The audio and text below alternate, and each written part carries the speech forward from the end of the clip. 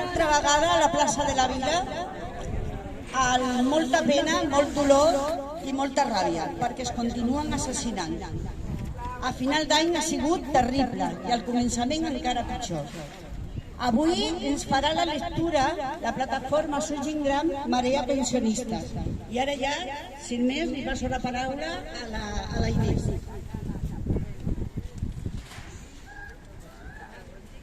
La plataforma Sos Gent Gran i Marea Pensionista agraïm la invitació a participar avui a la vostra reflexió, a la concentració mensual de ciutadania colomenca contra la violència masclista.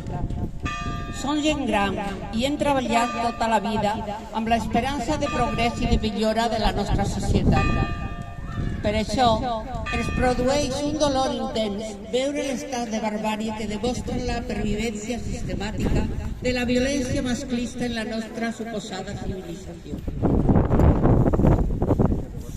En el 2022 van ser assassinades a Espanya 99 dones, segons les dades de feminicidio.net. D'aquestes, 22 tenien més de 60 anys. Si ens parem a pensar, la conclusió és que aquestes dones, en la majoria dels casos, ha viscut amb el seu maltratador, patint en silenci sense que ningú se n'adonés. L'educació que ens van inculcar era que havien de callar i aguantar, i el dia que ja no van poder més i van dir prou, van ser assassinades. Però ens preguntem, com és possible que cada vegada més els assassinats siguin de part d'homes joves? És urgent denunciar amb contundència aquesta malaltia incurable i endèmica que pateix aquest món patriarcal.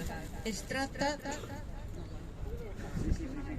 també patint un grau important d'aquesta violència estructural. Administracions públiques que posin tots els recursos necessaris per aturar els crims masclistes i protegir les víctimes de violència.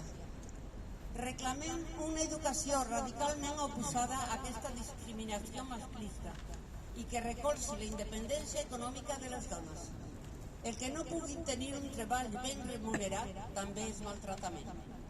S'ha d'acabar amb la bretxa de les pensions que pateixen moltes companyes que no disposen d'una pensió que els permeti viure dignament. Això també és maltratament. I per què no comencem ara i avui erradicant expressions verbals que culpabilitzen a les dones i redueixen al màxim, al mínim, la seva llibertat? On vesteixen, on van, amb qui surten? Per què no comencem ara a posar l'oïda i els ulls i denunciem? Hem de treballar totes i tots plegats per transformar aquesta societat patriarcal.